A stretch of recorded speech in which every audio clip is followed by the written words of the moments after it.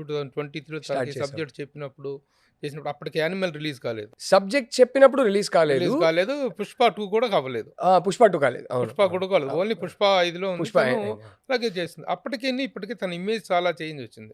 అవును. She has become a national crush. ఆ subject మీరు ఏ గైడ్ లైన్స్‌లో అయితే చెప్పారో, ఏ ఇదిలో చెప్పారో, ఆ ఇమేజ్‌తో ఇప్పుడు మ్యాచ్ అయ్యే అవకాశం ఉందా? దాని గురించి ఏమైనా చేంజెస్ చేశారా? యాజ్ ఇట్ ఈస్ ఉంది సార్.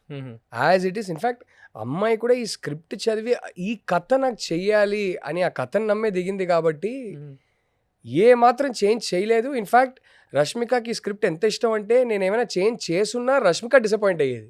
వద్దు అని చెప్పేది.